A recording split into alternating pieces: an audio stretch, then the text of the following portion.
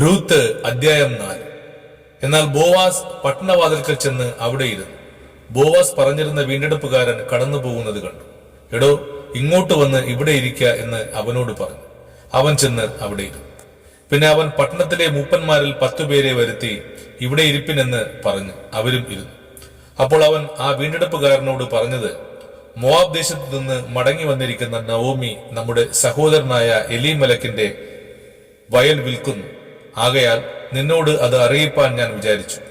ഇവിടെ ഇരിക്കുന്നവരുടെയും ജനത്തിന്റെ മൂപ്പന്മാരുടെയും മുമ്പാകെ നീ അത് വിലയ്ക്ക് വാങ്ങി. നിനക്ക് വീണ്ടെടുപ്പാൻ മനസ്സുണ്ടെങ്കിൽ വീണ്ടെടുക്കുക. വീണ്ടെടുപ്പാൻ നിനക്ക് മനസ്സില്ലെങ്കിൽ ഞാൻ അറിയേണ്ടതിന് എന്നോട് പറഞ്ഞു. നീ കഴിഞ്ഞിട്ട് ഞാനുമല്ലാതെ വീണ്ടെടുപ്പാൻ ആരുമില്ല. അതിന് അവൻ, ഞാൻ വീണ്ടെടുക്കാമെന്ന് പറഞ്ഞു. അപ്പോൾ ബോവാസ്, നീ നവോമിയോട് വയൽ വാങ്ങുന്ന നാളിൽ മരിച്ചവന്റെ അവകാശത്തിന്മേൽ അവന്റെ പേർ നിലനിർത്തുവാൻ തക്കവണ്ണം മരിച്ചവന്റെ ഭാര്യ മോവാബ് സ്ത്രീയായ രൂത്തിനെയും വാങ്ങണം എന്ന് പറഞ്ഞു. അതിന് വീണ്ടെടുപ്പുകാരൻ, എനിക്ക് അത് വീണ്ടെടുപ്പാൻ കഴിയുകയില്ല, എന്റെ സ്വന്തം അവകാശം നഷ്ടമാക്കേണ്ടി വരും. ആകയാൽ ഞാൻ വീണ്ടെടുക്കേണ്ടത് നീ വീണ്ടെടുത്തു കൊള്ളുക, എനിക്ക് വീണ്ടെടുപ്പാൻ കഴിയുകയില്ല എന്ന് പറഞ്ഞു. എന്നാൽ വീണ്ടെടുപ്പും കൈമാറ്റവും സംബന്ധിച്ചുള്ള കാര്യം ഉറപ്പാക്കുവാൻ ഒരുത്തൻ തന്റെ ചെരുപ്പൂരി മറ്റവന് കൊടുക്കുന്നത് ഇസ്രായേലിൽ പണ്ട് നടപ്പായിരുന്നു. ഇതായിരുന്നു ഇസ്രായേലിൽ ഉറപ്പാക്കുന്ന വിധം. അങ്ങനെ ആ വീണ്ടെടുപ്പുകാരൻ ബോവാസിനോട്, നീ അത് വാങ്ങിക്കൊള്ളുക എന്ന് പറഞ്ഞു തന്റെ ചെരുപ്പൂരി കൊടുത്തു. അപ്പോൾ ബോവാസ് മൂപ്പന്മാരോടും സകല ജനത്തോടും പറഞ്ഞത്, എലീമലക്കിൽ ഉള്ളതൊക്കെയും കില്യോനും മഹ്ലോനും ഉള്ളതൊക്കെയും ഞാൻ നവോമിയോട് വാങ്ങിയിരിക്കുന്നു എന്നതിന് നിങ്ങൾ ഇന്ന് സാക്ഷികളാകും. അത്രയുമല്ല, മരിച്ചവന്റെ പേർ അവന്റെ സഹോദരന്മാരുടെ ഇടയിൽ നിന്നും അവന്റെ പട്ടണവാതിൽക്കൽ നിന്നും മാഞ്ഞു പോകാതെ വണ്ണം മരിച്ചവന്റെ പേർ അവന്റെ അവകാശത്തിന്മേൽ നിലനിർത്തേണ്ടതിന് മഹ്ലോന്റെ ഭാര്യ മോവാബ് സ്ത്രീയായ രൂത്തിനെയും എനിക്ക് ഭാര്യയായി വാങ്ങിയിരിക്കുന്നു എന്നതിനും നിങ്ങൾ ഇന്ന് സാക്ഷികളാകും. അതിന് പട്ടണവാതിൽക്കൽ ഇരുന്ന സകല ജനവും മൂപ്പന്മാരും പറഞ്ഞത്, ഞങ്ങൾ സാക്ഷികൾ തന്നെ. നിന്റെ വീട്ടിൽ വന്നിരിക്കുന്ന സ്ത്രീയെ യഹോവ റാഹേലിനെ പോലെയും ലേയെ പോലെയും ആക്കട്ടെ. അവർ ഇരുവരുമല്ലോ ഇസ്രായേൽ ഗ്രഹം പണിതത്.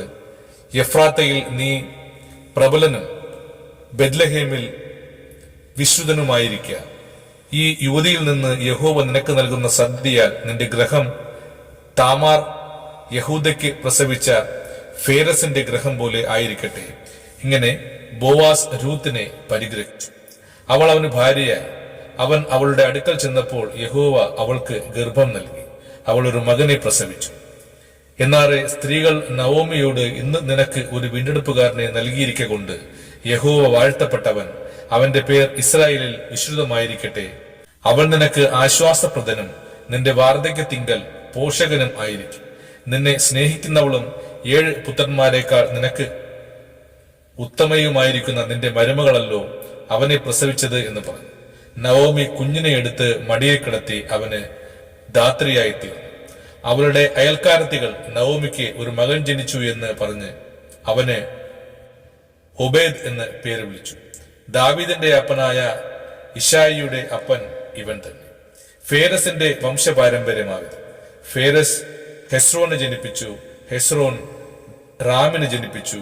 റാം അമീനാദാബിനെ ജനിപ്പിച്ചു. അമീനാദാബ് നഹശോന് ജനിപ്പിച്ചു. നഹശോൻ സലിമോന് ജനിപ്പിച്ചു. സൽമോൻ ബോവാസിനെ ജനിപ്പിച്ചു. ബോവാസ് ഒബേദിനെ ജനിപ്പിച്ചു. ഒബേദ് ഇശായിയെ ജനിപ്പിച്ചു. ഇശായി ദാവീദിനെ ജനിപ്പിച്ചു. ആമേൻ.